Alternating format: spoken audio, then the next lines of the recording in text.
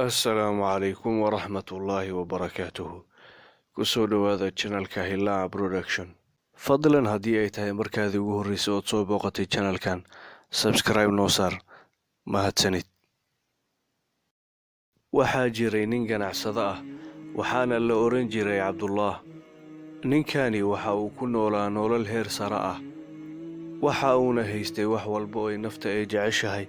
Waxa uu lahaa guri aad u qurxan oo ay ku hareeraysan tahay beertiisa cajiibka ah. gurigiisa waxaa laga helayay alaab kala nooc ah oo aad qaali u ah, waxaana u joogay shaqaale dhaga fudud oo daacad ah.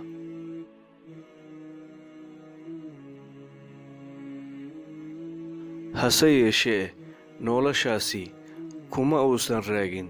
sidaas darteed subax ayuu wuxuu ku waabariistay inuu quudanayo shilinkiisa ugu dambeeyey. daymihii uu dadka ku lahaana weli aysan waxba u soo xaroonin. waxa uu alaabtiisa midba maalin gadaba si uu ugu maareeyo noloshiisa. ugu dambayn waxa uu degay guri qadiim ah oo ku agyaalay gurigii uu awal deganaa. ganacsadihii waxa uu raadsaday shaqadii uu ku maarayn lahaa noloshiisa. waxa uuna helay shaqo dhagax jibin ah.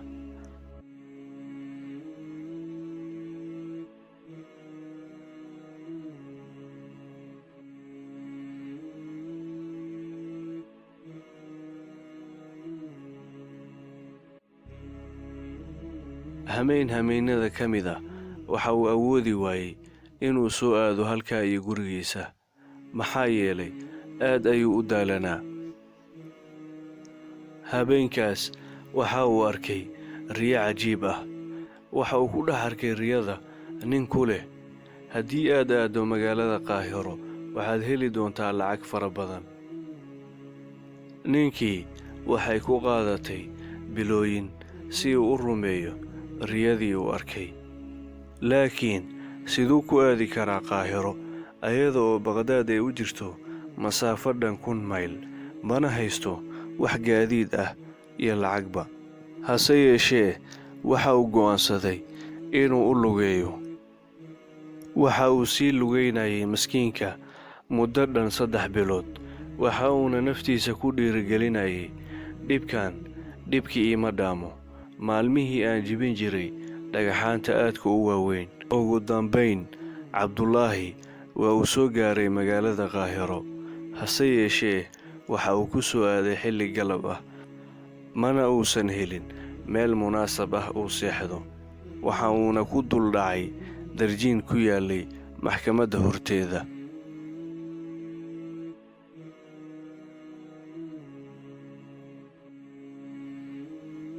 nasiib darro, guri u dhowaa maxkamadda ayaa waxa u dhacay tuugo. dadkii guriga deganaa aad ayay u qayliyeen. tuugadiina goobtii ayay ka fakatay. waxaa soo gaaray goobtaasi askarta. waxa ayna heleen Cabdullaahi, waa ayna ka shakiyeen. isla markiiba waxay ka galeen 4 dhinac. hoggaamiyihii waxa uu amray in lagu tuuro jeelka. waxa uu ku jiray jeelka muddo dhan 3 maalin. ma uusan garanaynin dembiga uu mutaystay. waxa uu aad u canaananayay naftiisa, asagoo ku lahaa, war maxaa iga doqonsan? maxaan halkan ka soo raadiyey? lacagtii aan soo raadiyey matana? waxa iga daran masaafada aadka u kulul oon u soo lugeeyey muddo dhan 3 bilood. bal ka waran haddii aan halkan ku dhinto aniga oo cidna ay iga warhaynin.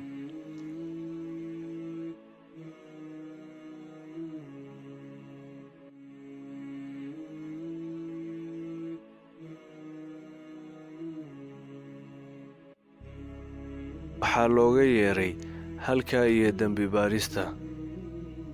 waxa uu yidhi, waxaa lay dhahaa Cabdullah, waxaana ka imaaday magaalada Baqdaad. dembi baarihii ayaa ku yidhi, waxaad nooga timid magaalo fog si aad noo dhibta miya? waxa uu ku yidhi, waxaad haysataa jaanis ee naftaada difaac. waxa uu bilaabay inuu uga sheekeeyo qisadiisii dheerayd. Waxaa u caddaatay dembibaaraha in ninkani uusan ahayn tuug, laakiin uu yahay nin doqon ah ama waalan. Wuxuu ku yidhi dembibaarihii, waxaad oga timid magaalada Baqdaad si aad u hesho lacagtii aad ku aragtay riyada. Waxa uu yidhi Cabdullaah, haa, laakiin waxaa dhacday inay askartaada i soo qabato. Qosol ayuu la ilmeeyey dembibaarihii. Waxa uu yidhi, war doqonkan maskiinka ahow, waxaad isoo xasuusisay riyo igu soo laalaabatay 3 habeen. Waxaan ku arkay riyadaas dhexdeeda nin igu leh, waxaa jiro guri ku yaala Baqdaad, xaafadda Rasaaf. Guriga waa guri sar ah oo cad, gadaashiisa waxaa ku yaallo il ay ka burqanayaan biyo aad u badan. Dembibaarihii waxa uu u tilmaamay sida isha ay uga burqanayaan biyaha. Ninka aan ku arka riyada mar walbo waxa uu igu dhiirigeliyaa inaan aado halkaa, maxaa yeelay ishaas hoosteeda waxaa ku jiro hanti fara badan. Anigu ma rumaysan, mana aadin halkaa iyo Baqdaad. Halkayga ayaan joogaa, maxaa yeelay ma ihi doqon. Waa uu sagoontiyey dembibaarihii Cabdullaah, waxa uuna siiyey lacag. Waxa uuna yidhi, si caqliyaysan u isticmaal si aad ugu gaarto magaaladaada. Waxaadna ogaataa inay riyooyinka yihiin wax khiyaali ah. Cabdullaahi waxa uu ahaa mid aad u xamaasadaysan, maxaa yeelay riyadiisa waxaa ka dhow riyada dembibaaraha. Waxaana is yeeshay tilmaamihii uu ka bixinayay dembibaaraha riyadii uu arkay iyo gurigii Cabdullaahi uu horay u deganaa. Safar aad u dheer kadib, Cabdullaahi waa uu soo gaaray gurigiisii ku yaalay xaafadda Rasaaf. Waxa uuna helay maal aad u fara badan. Ilaahay waxa uu qadaray inay riyadii u rumowday, waxaana u soo noqday maalkii iyo karaamadii.